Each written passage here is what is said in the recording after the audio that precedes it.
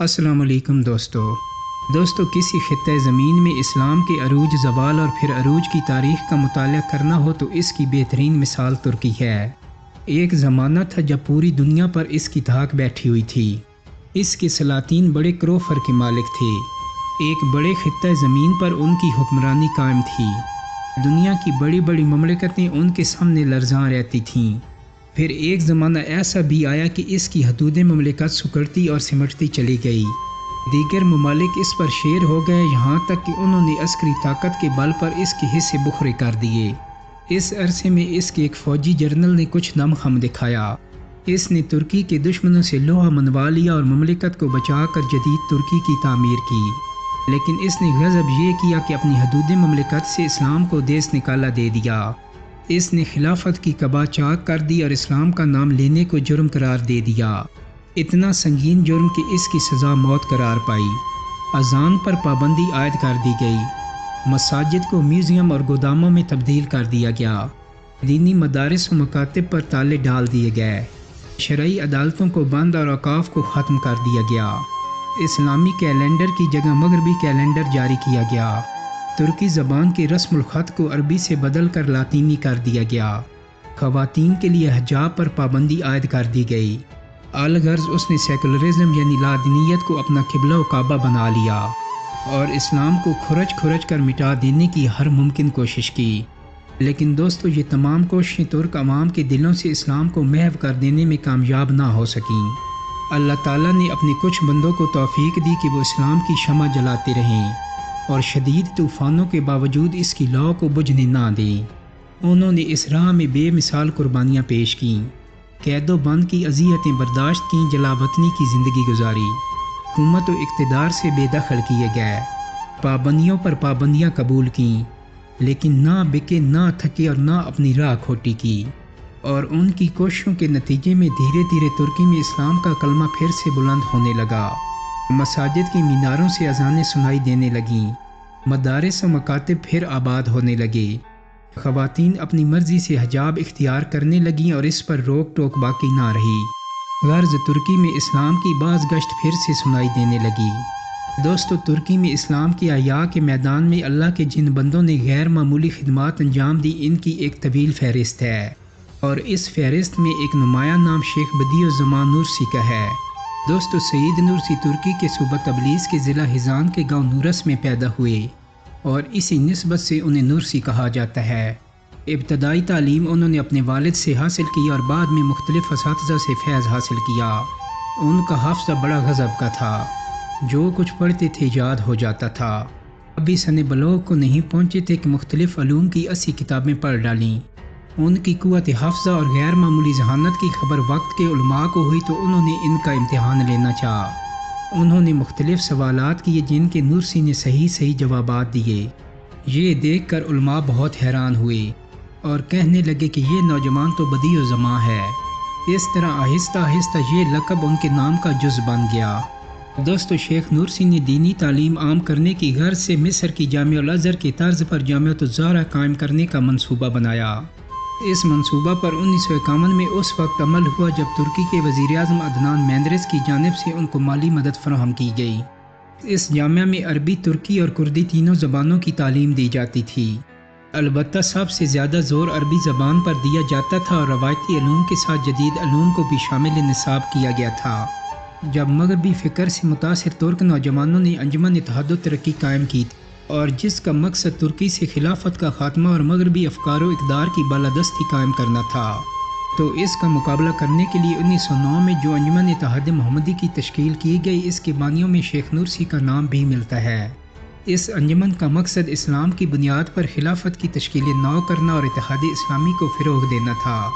اس انجمن کی تشکیل کے کچھ ہی عرصہ بعد بغاوت پھوٹ پڑی، جس میں انجمن کے متعدد افراد سمیت سید نورسی بھی ماخوذ ہوئے۔ انہیں جیل میں ڈال دیا گیا اور ان پر مقدمہ چلا، لیکن عوامی دباؤ کے نتیجے میں جلد ہی انہیں رہا کر دیا گیا۔ جنگ عظیم اول کے دوران سید نورسی نے فوج میں رضاکارانہ خدمات انجام دیں۔ اس عرصہ میں بھی وہ نوجوانوں کی تربیت سے غافل نہیں ہوئے، وہ ان کے سامنے قرآن اور اسلامی علوم کا درس دیتے۔ اسی عرصے میں انہوں نے ایک کتاب بھی تصنیف کی دوران جنگ وہ روسیوں کے ہاتھوں قید ہو کر سائبیریا بھیج دیے گئے۔ ایک طویل عرصے تک انہوں نے وہاں کی تکلیفیں برداشت کیں اور پھر وہاں سے فرار ہو کر جرمنی، ویانا اور بلغاریہ ہوتے ہوئے واپس استنبول پہنچے۔ استنبول آنے کے بعد شیخ سعید کی زندگی میں زبردست تبدیلی نظر آئی۔ انہوں نے سیاسی سرگرمیوں سے علیحدگی اختیار کر لی۔ وہ دریائے باسفورس کے کنارے ایک گاؤں منتقل ہو گئے اور وہاں قرآن مجید کا مطالعہ اور غور و تدبر میں مشغول ہو گئے۔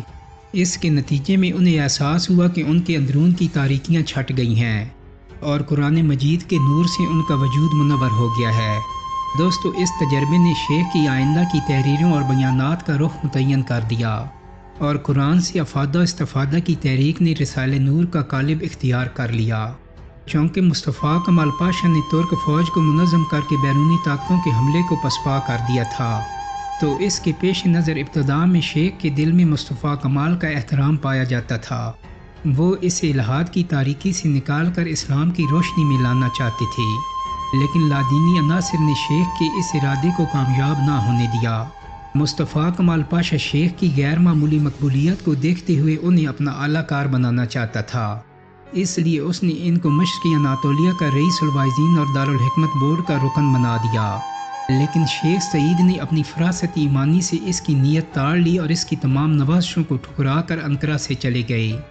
شیخ نے سیاسی زندگی سے کنارہ کش ہو کر خاموش دعوت و تبلیغ اور طبیعت و تزکیہ پر اپنی توجہ مرکوز کر دی۔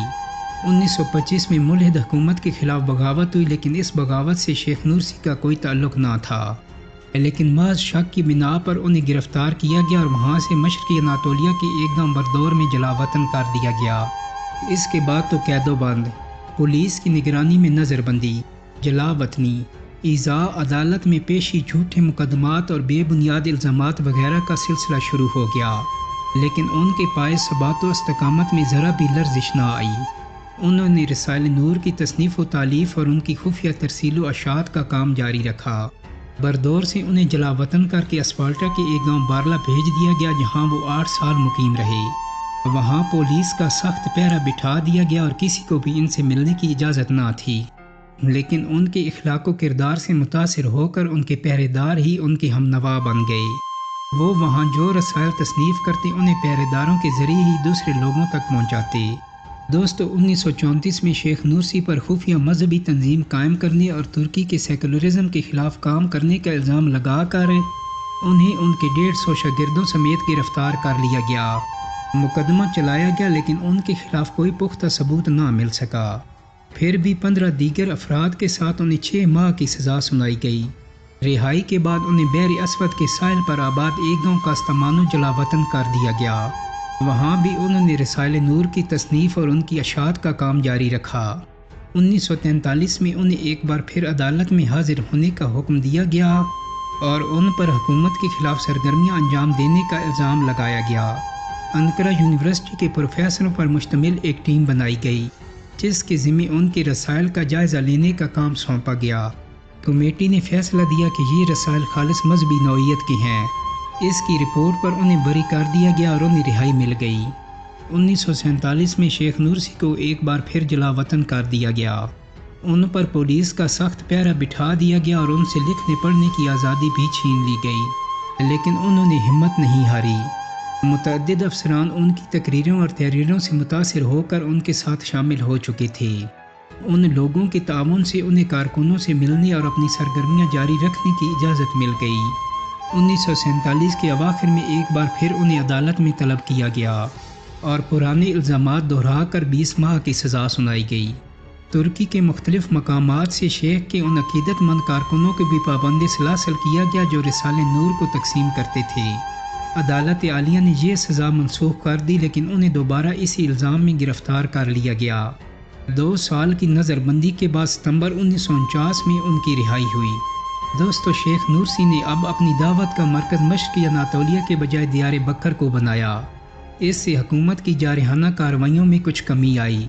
اس عرصے میں رسالہ نور کی توسیع و اشاعت میں خاصا اضافہ ہو چکا تھا۔ انقرہ اور استنبول کی یونیورسٹیوں کے طلباء میں یہ رسائل بہت مقبول تھے۔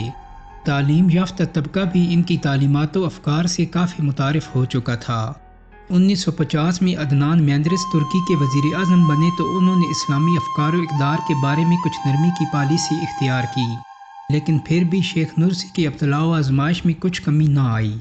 1952 میں انہیں ان کے رفقا کے ساتھ ایک بار پھر گرفتار کیا گیا اور استنبول میں ان پر مقدمہ چلایا گیا۔ ان پر رسائل نور کی اشاعت اور تقسیم کے ذریعے حکومتی پالیسیوں کی مخالفت کی فردی جرم عائد کر دی گئی۔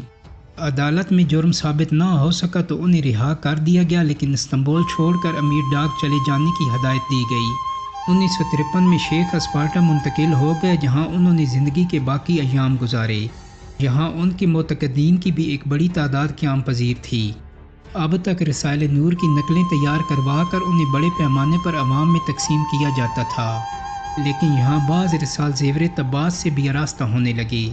زندگی کے آخری ایام میں بھی پولیس کی طرف سے تفتیش، دھمکی اور جانچ پڑتال جاری رہی۔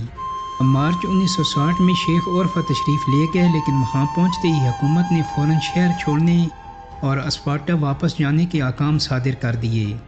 ابھی شیخ عرفہ ہی میں تھے کہ ان کا آخری وقت آن پہنچا اور 1960 کو ان کی وفات ہو گئی۔ دوستو، شیخ نرسی کی رسائل کا مقصد تصنیف یہ تھا کہ عوام کو غلط راہوں پر چلنے سے روکا جائے اور ان کے لیے صحیح سمت سفر کی نشاندہی کی جائے، تاکہ وہ صحیح اور غلط کے درمیان تمیز کر سکیں اور اللہ تعالیٰ کی مرضی کے مطابق زندگی گزار سکیں۔ بعض رسائل نور میں سائنسی ایجادات اور صنعتی ترقیات سے متعلق قرآن مجید کی پیشگوئیوں اور معجزات کا تذکرہ بھی کیا گیا ہے۔ اس طرح شیخ نرسی کی ان رسائل کا مقصد اس پہلو کی جانب توجہ دلانا تھا کہ دور جدید کی ترقیات کی سلسلے میں قرآن مجید سے رہنمائی حاصل کی جا سکتی ہے۔ دوستو، امید کرتا ہوں کہ میری آج کی ویڈیو آپ کو پسند آئی ہوگی۔ اگر ویڈیو اچھی لگی ہے تو اس کو لائک اور شیئر کر دیں۔